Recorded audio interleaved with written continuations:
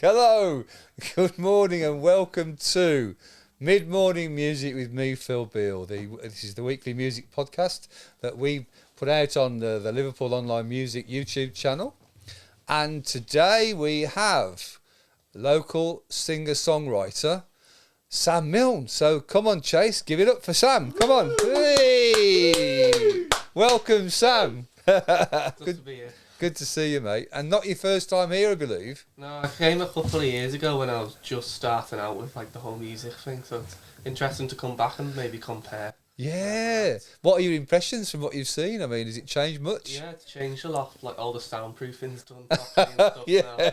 Yeah, it's looking very smart. Fantastic. Yeah, it's a great facility, obviously, and it's available to the community to use as well as to for this sort of thing as well. But yeah, great to welcome you in here, and tell us a bit about your background musically, and what sort of your first musical memories might be, and have you got a musical family that are around you, or? Yeah, so I've got a fairly musical family. As in, like my mum's side, I've all like kind of played piano, quite good at singing, that kind of thing. My dad has not a musical bone in his body. He loves listening to music, but yeah, I think he used to like bang the drum in the boys' brigade at the front of the marching band and stuff. That's music. Yeah, definitely my mum's side, I think, is where I got sort of the music gene from. Fabulous, yeah. So what things did you listen to? I guess we all start off listening to the things they're listening to, don't we, I suppose? Yeah, so a lot of Beatles early on. Right, yeah. That's from both sides, yeah. All like Beatles. Interestingly, like the Monkeys as well. They're brilliant. You've got a great big fan over there. They're great. They're wonderful. But then there was like musical theatre as well, so I love like Les Mis, Jesus Christ Superstar, that kind of thing. Fabulous, like, yeah. Yeah, like Rocky stuff. Yeah. Drama. Yeah. I was always really interested in that. And then kind of just like your average pop stuff that you'd listen to as a kid, like ABBA and that. Yeah. I was never that into like. I suppose I was only not into new stuff because my mum and dad didn't have Radio 1 on, so I didn't know what was happening. Yeah, that's the key, I actually. sort of went out and found stuff myself. Of course. So it was always stuff they had, like The Beautiful South, all that kind of thing, like from the past. Springsteen as well. Yeah, brilliant. Oh wow! I mean, they're two of my favourite acts. Fantastic. So yeah, what drove you initially to think, well, I want to play guitar? Well, like when I was younger, I did like recorder and like self-taught piano and stuff, but I never like really went that far. I could always sing a bit, and then I was probably like year 11, and my mum always laughs like as an excuse not to revise for exams and stuff. But I just started on we had a little ukulele and I started on that. Cool. Just practicing, and then went on to like a guitar we had at home. Yeah. Like just one from a charity shop, I think it was. Yeah. And from there, just practice in my bedroom. Yeah. I love ukuleles. I think that people who aren't musicians look upon them as some sort of toy, don't they? I think they aren't a toy, are they? They're a real, in their own right. They're an absolutely perfect, brilliant instrument in their own right, aren't they? Yeah, George Harrison loved ukulele. You're obviously steeped in the Beatles, aren't you? I mean, you're just like me by the sound of it. We'll come on to that later a bit more as well. But yeah, absolutely. It was George Harrison's favourite instrument. Bizarrely, yeah, absolutely right. So what were the first songs you started trying to emulate or to listen to and play? Whose music were you listening to? I mean, I suppose on the guitar it's like your classic Wonderwall, Brown Eyed Girl, I think that's what drew me to the guitar as well, because it's quite easy to quickly get a tune out of something. Yeah. So when I was younger, in primary school, I did a bit of violin, but it takes years to even get it to sound any good. Yeah. And my sister had the patience to carry on, and she's a really good violinist. But me, I just didn't have the patience to stick at it. Sure. But with the guitar, a couple of weeks and you could simple stuff, but you could get it sounding all right. Yeah, I mean, you can play a song with two chords, can't you? Exactly, you can. They're probably fairly rare, but they exist. Once you've got to three chords, you can play probably 50,000 songs, can't you? So that's actually exactly why I did it as well. Same reason. I wanted that quick route to be able to I wanted to sing mainly, so to back myself up in my sting. That's why I did it, and I totally agree with you. So yeah, Wonderwall, brilliant. So are you an Oasis fan? Would you call yourself? Yeah, I do like Oasis. Yeah. I went through a phase last year where I just listened to them. I think it was in the lockdown, actually, just non-stop all the time. Yeah, and then you go through your phases, don't you? So you have like your Dylan phase, absolutely, Oasis phase, and all that. But absolutely. yeah, I do like. Yeah. So who are you listening to at the moment, primarily? At the moment, I'm actually listening to like lots of like local artists and like new bands. I know they're not exactly new anymore, but like Sam Fender's really good. Yeah. Someone like Jamie Webster, Jerry Cinnamon, I really like them. Yeah, cool. Like local artists that people I probably haven't heard of as well. That Yeah. 1 or 2 songs out. I'm new to it myself, having first met with these guys like November last year, which is when my association with Big Condo and all the live scene and stuff started. You know, although I've been a live music fan for all of my life, but I just sense that I've hosted a couple of events for them, you know, and I've even played at one of them, and I think the energy out there is phenomenal.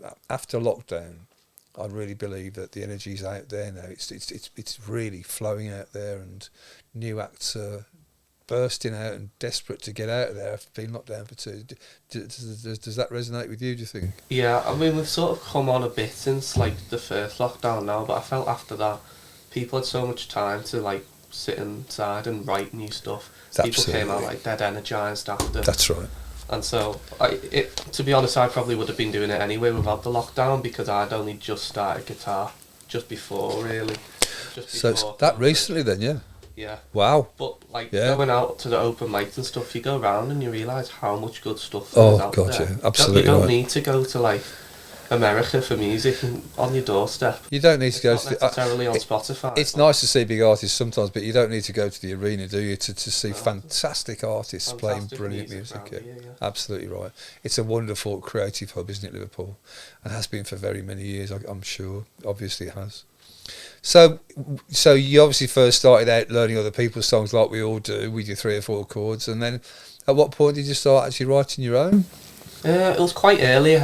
It's quite early that I had a few sort of tunes in my head. That was one of the reasons I wanted to start. Because right. I'd always sort of come up with little bits on the piano, like not very good at all, but catchy little things. And then, so quite early on, once I sort of mastered all you sort of basic chords, I was straight into how can I make this amazing, yeah. So, and I suppose I probably didn't perform one of my own for like a good 2 years. Yeah. But I was still thinking about it for quite a while before. Yeah. And like I can remember the first one I sort of played to my mum, and it wasn't very good, but it's funny now you look back at that, and I've taken like a little snippet of that, the good patch, and put it into a new one. So like absolutely. That's one of the verses. So absolutely Stuff fantastic. you're doing back then can still, some of it. Without a doubt, you can use all of it one way or another, without a doubt, yeah. So roughly how many of your own songs have you got now that are performance level? Probably about 20 or so. That's amazing, yeah. But, like, some of them are performance level because I've got ideas for like backing and stuff with just an acoustic guitar, which is what I am at the moment. Yeah. You kind of need something to fill some of them out. Of course you do. Yeah, I've probably got a good 20 or so fully written. Amazing, yeah. And that's a very short time, actually. Yeah. I mean, I can't. We're all individual, aren't we? We all work differently, and I'm not that prolific. Mine tend to come along in like clutches of 3 or 4, I think, you know. And I might not write them for 6 months, then all of a sudden it starts to flow again. Yeah. I'm the same. Yeah, right. Yeah. So, what are you going to play for us today? What's it called? I'm going to play my first single that came out on February the 1st. Wow. So a few months ago now. I think we've had over 1,000 listens on it. Fantastic. Like, to be honest, that's not really what I'm looking at the moment. It's just like, if you've listened to it, do you like it, rather than how many people have listened to it. But yeah, so it's called Living in Limbo. Okay. It's out on Spotify and stuff, and the idea behind it was, it's like, it's not particular. Some of my songs are quite deep, whereas this isn't at all. It's kind of just what rhymed at first. Is it like cohesive, and it was quite catchy. So yeah, it's called Living in Limbo. Brilliant. So we'll just pause there while we just set you up, and we'll listen to that. Great stuff.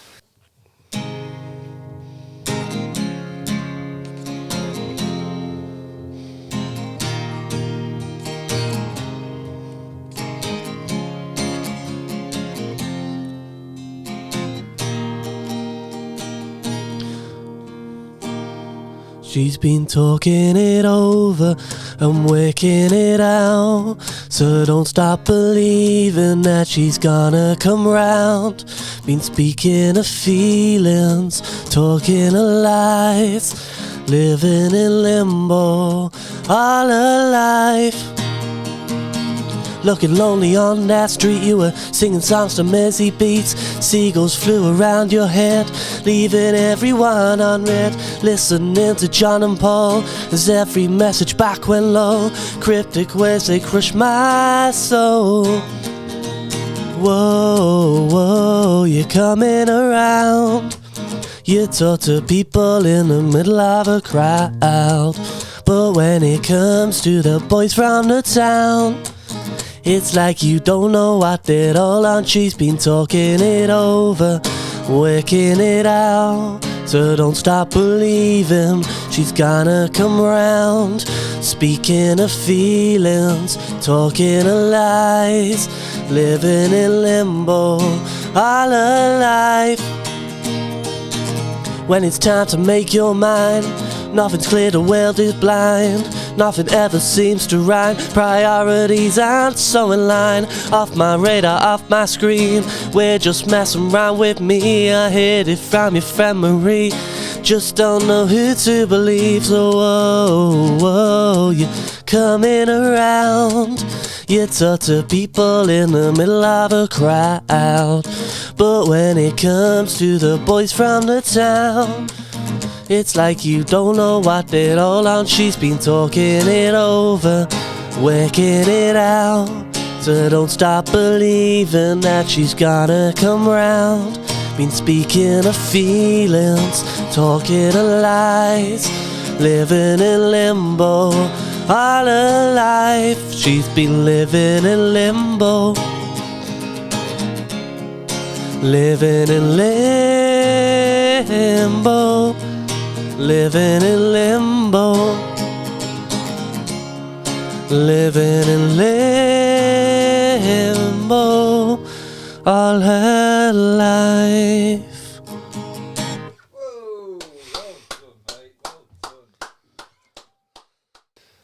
So that was Sam Millne there with Living in Limbo, which I thought was absolutely superb, mate. Well played. Thanks very much. Really enjoyed that. It was a really up tune.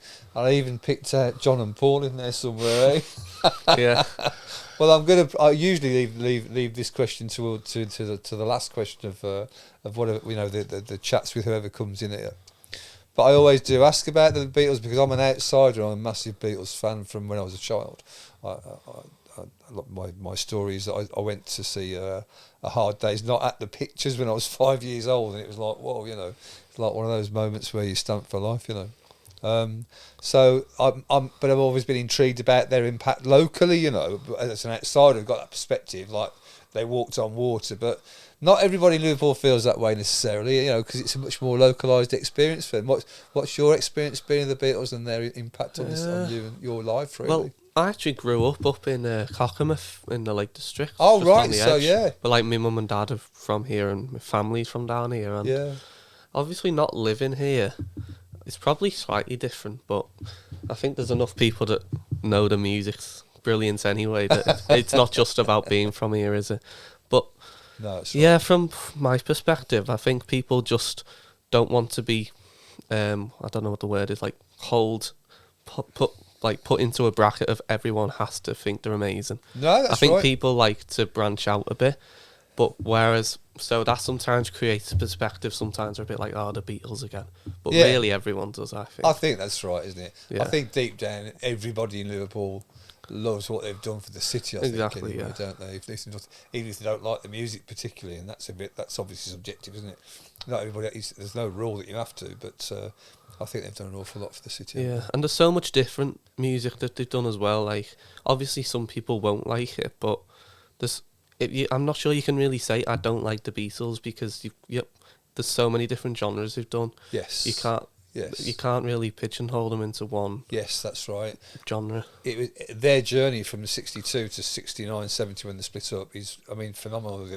The different styles of music they cover and the way they changed inherently in their own, you know, in their own style was phenomenal. So yeah, it's exactly right. What sparked the intrigue in me initially was reading about the generation that came next, really.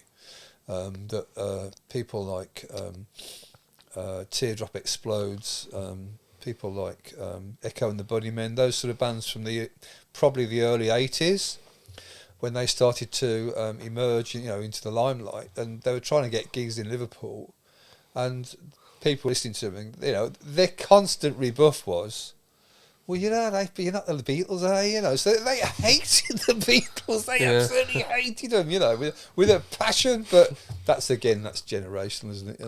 Yeah, I think that has every single band. It's like with football, like every single midfielder that plays for Liverpool after Steven Gerrard is going to be, he's not Steven Gerrard. That's right. And it's probably like with the music, they're not the time. Beatles. So it's like no one is, everyone's. Yeah, that's right. And there's plenty of other good bands from loads of places around the north. Yeah, you don't need to like pigeonhole people to thinking it doesn't need to sound exactly like them. No, but it's lovely when you hear their influence. I love that. Yeah, it's lovely. Like Oasis, people derided Oasis because they were supposed Beatles clones, which I don't think they ever were, but they certainly used their influences. They're the closest we've probably got. They are, I think. Yeah. I always thought Crowded House from back in the 80s and 90s had a very Beatles kind of. It's about the harmonies, isn't it? I think it's people that use harmony, close harmony, the way that they did. I think you automatically think, oh, that's a bit Beatlesy, I think that's probably a lot to do with it. Yeah. So who do you listen to? You mentioned local bands that you love listening to at the moment. And which Beatles tracks do you like listening to and playing, or do you play any of their stuff? Do you? Yeah, so I obviously I love them, but when I play them, they're just slightly high. I think Paul McCartney's voice is a bit higher than mine. And I play and I'm reaching, so it's quite difficult. I love like George Harrison's While My Guitar Gently Weeps. Play that. Fantastic. Here Comes the Sun as well. They're all fantastic songs. But like, what makes them all special as well is obviously not every song needs to be lyrically amazing. Like my one's just kind of nonsense thrown together, for example. But like, those songs lyrically are so good, and there's one song at the minute called "The Angel" by Louis Dunford. I haven't heard that. About North London. And like I think that's a difference between something like My Guitar Gently Weeps and the early stuff, is that the words have so much more meaning, and it can elevate a song. Like this one called "The Angel" by Louis Dunford can elevate a song from being like 6 out of 10 to a 10 out of 10. Yeah, but that's a good rule of thumb without any doubt. And yet, there are artists that have literally cut a load of words up and chucked them in a bin and then picked them out one by one, and that's been their song, and somehow it works. And like that's fine. Like, because ultimately it's there to be enjoyed, isn't it? Music. But sometimes, like, if you really want to sort of feel it, those songs for me are the best. Yeah, the ones that are lyrically. Yeah, I get that. Yeah. So, would you describe your own poetry, if let's call it that, or lyric writing? Would you say it's developing as you go along? Do you feel like you're working on that? Do you need to, or just write what you feel at the time? I think it's just what you feel at the time. So one of the ones I've done, which I think I did when I was last here, and most people who've probably heard me have probably heard it by now. It's called "What Can Be Done," and it was literally written straight after Corbyn lost the last election. Yeah, and it's just that feeling of like, what can be done, just frustration. Wow, yeah. And all the words are political. Yes. Whereas compare that to living in limbo, completely different. They're both good in different ways, but like, so yeah, it's just, again, it's like, obviously having good lyrics can elevate a song, but music's there to be enjoyed, be an escape as well as make you connect, isn't it? Yeah, definitely. So that does bring me to my other stock question that I always ask everybody that comes in the studio, and that is, how would you personally describe the power of music then? It's massive, isn't it? It's one of the biggest powers you can have. You look at all movements in the past, like uprisings, that kind of thing. They've all been powered by music a lot of the time because it brings people together, doesn't it? Absolutely right. And then it's going to sound like dead philosophical and stuff. The answer to this question, isn't it? But go for it. Yeah, I think it's that thing of bringing people together and like a shared mutual interest. Yes. that makes it so powerful. Fantastic, Yeah. yeah. That's a great take on it, that really is. I get so many different answers. There's never one answer to that, but it's yeah, that's And it's a hobby as well, isn't it? Of course it is, but hopefully you can make it more than a hobby, can't you? You know, and you can make it. I mean, we talked a bit about what before we started recording about what you're doing at the moment. So you just come out of university, just finished university. Yeah. And you're doing a journalism, or you've done a journalism Yeah, degree, just finished sports journalism at John Moore's. Yeah, fantastic. Yeah. So is that really your chosen profession for the going forward, or what do you think? I mean, do you think you might like to try and make a go of it in music? What's your ambition there? Well, like whenever I come and do these things, I always get a similar reaction to what you gave, which is like a surprise at first.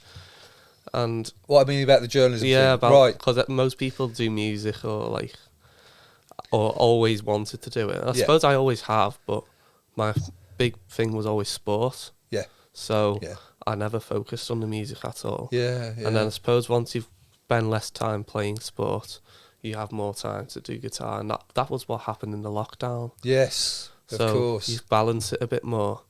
And so while like the journalism's like a career maybe, I'll keep doing this on the side, and this is the dream, but you don't always come true, even like though we like to hope. But it does for some. But you can get you somewhere, and like it does, the thing is as well, like even with that one song I've put out, like it got played in a club when I was there, and like that feeling was just enough to carry me over for a long time, because it's like I said before, it's not, although it would be nice to have lots of people listening, it's more feeling like respected for it as well by the people who have listened, rather than just having it on a massive scale.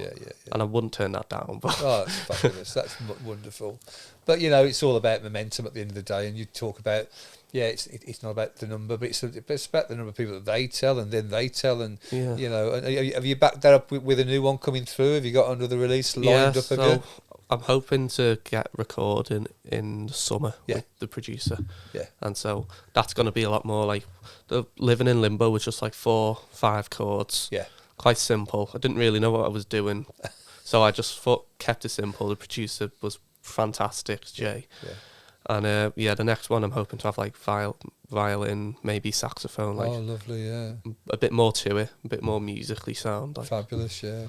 So when you've played live, have you ever used a backup band at all? No, so that's the thing, like with being at university and not knowing what's coming next, I've not wanted to commit people to say like, you can't really say come and be in this band and then be off. No, that's right. 5 weeks later, that's right, you know. Yeah, you can't. But bit of stability, like hopefully September, I'll start to get something together. Yeah, fantastic. And if you've got another song out as well, it's more people will know you're not there to stay. You're not just doing one and then get bored of it. Absolutely right. No, well done, mate. You're obviously, you know, you're enjoying what you're doing. That's the most important thing, is it? So have you got any gigs lined up as we speak? I've got one at the Shuzy Youth Club in Everton. I think it's like they have like a festival at the end of June. Oh right, okay. With lots of local young artists, I think. So I'm doing that. Yeah, but apart from that, I've not got anything booked in at the moment. Okay, right. Get on it. Get on us. Yeah. Well, you're in the right place. I mean, speak to Roysey. Because we've got the big condo weekend coming up. You must have seen advertised, I would imagine. So I think he's still recruiting artists. So you know, have a word with him. You never know, do you? And that'd be great, wouldn't it? So yeah, it's been great to talk to you, Sam. Lovely to meet you too. And thanks for coming in. It's obviously been pretty short notice, but thanks for doing that. No, thanks. It's been enjoyable. Yeah. I'm glad you've enjoyed it. That's great, mate. So this has been. Mid-Morning Music, the weekly music podcast with me, Phil Beale, and this week with the lovely and wonderful Sam Millne, who played that great tune, and Living in Limbo. So check that out on Spotify for sure. So we'll see you again in a week's time. Please leave some feedback. We go out as you know on the Liverpool Online music channel on YouTube. So hit the bell, leave us some feedback, and we'll see you again in a week's time. So thanks again for listening. Cheers.